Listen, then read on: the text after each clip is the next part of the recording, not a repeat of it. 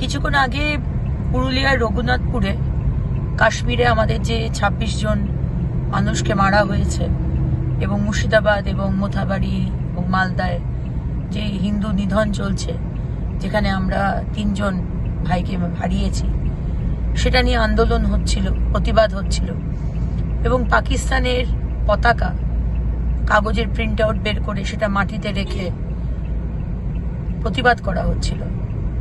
এবং সেইখানে ৩ জন মুসলমান ছেলে এসে পাকিস্তান জিন্দাবাদ বলে এবং সেই পাকিস্তানের যে প্রিন্ট আউট বা কাগজ সেটিকে তুলে তারা তাদের বুকে আগলে রাখে এবং পাকিস্তান জিন্দাবাদ স্লোগান দিতে থাকে। এটা নিয়ে অত্যন্ত একটি উত্তেজক সিচুয়েশন তৈরি হয় এবং এখন সেখানে থানা অবরোধ হচ্ছে। এখন আমার এই বক্তব্য যে কদিন আগেই আমরা আসানসোলে এই সেম জিনিসটি দেখলাম, যেখানে মিছিলের মাঝখান থেকে পাকিস্তান জিন্দাবাদ স্লোগান উঠল এবং আজকে আসানসোলের পাশে পুরুলিয়াতে আমরা দেখছি পাকিস্তান জিন্দাবাদ রয়েছে। তাই পাকিস্তান যাদের এত কাছের, এত ভালোবাসার জায়গা, যান না সেখানে, যান না, এখানে থাকার দরকার নেই। আপনাদের আমরা ব্যবস্থা করে দিচ্ছি, আপনারা পাকিস্তানে যান। পাকিস্তান বা আপনাদের মুসলমানদের অনেক দেশ আছে, আপনারা সেখানে চলে যান। ভারতবর্ষে যদি থাকতে হয় ভারতীয়র মতো থাকতে হবে।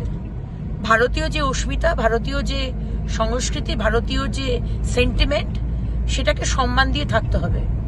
ভারতের খাবেন, ভারতের পড়বেন, ভারতকে ব্যবহার করবেন আর পাকিস্তানের গুণগান করবেন, এ তো আমরা হতে দেব না। এবং আজকে সমস্ত ভারতবর্ষের বিভিন্ন রাজ্যে আজকে দেখে দেখে অনুপ্রবেশকারী রোহিঙ্গার যারা পাকিস্তানি এসেছে তাদেরকে এখান থেকে ধরে পাঠানো হচ্ছে ফেরত, কিন্তু পশ্চিমবঙ্গে তার কোনো অ্যাকশন নেই। কারণ পশ্চিমবঙ্গে তো অনুপ্রবেশকারী রোহিঙ্গা এরা তো হচ্ছে মুখ্যমন্ত্রী দুধেল গাইরা মুখ্যমন্ত্রী বলেই দিয়েছেন যে গরু দুধ দেয় তার লাথি খেতে উনি রাজি আছেন। তাই এখানে কিন্তু অনুপ্রবেশকারী বা রোহিঙ্গা বা যারা এই এসে জঙ্গি নাশকতা করছে, যারা এখানে এসে পাকিস্তান জিন্দাবাদ করছে, তাদেরকে ধরে ওইখানে পাঠিয়ে দেওয়ার কোনো ব্যবস্থা আমরা দেখতে পাচ্ছি না। কিন্তু আপনাদেরকে আমি বলে রাখি, যারা এখানে থেকে ভাবছেন যান পাকিস্তানে, কিন্তু খেতে পাচ্ছে না পাকিস্তানে আটা নেই, এবার জলও বন্ধ করে দেওয়া হয়েছে। সুতরাং এতই যদি ভালোবাসা রয়েছে, ভারতবর্ষ ছেড়ে আপনারা চলে যান পাকিস্তানে, আমরাও খুশি হব। তাই পুলিশকে বলবো, এখানকার পুলিশ প্রশাসন সবই মুখ্যমন্ত্রীর তাবেদারি করে এবং এই তুষ্টিকরণের রাজনীতির অংশ। তৃণমূলের ক্যাডারের থেকেও বেশি ক্যাডার হচ্ছে এই পুলিশ, যদিও বা তাদের কাছ থেকে কোনো এক্সপেকটেশন নেই।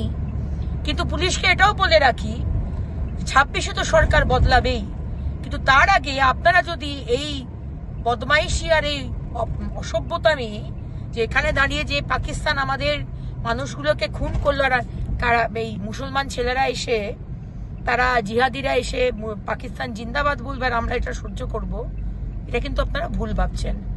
এর মানে আমি ছোট মুখে বড় কথা বলছি, এর জবাব কিন্তু হবে এবং সব রকম জবাব দেবার জন্য কিন্তু এবার হিন্দুরা প্রস্তুত।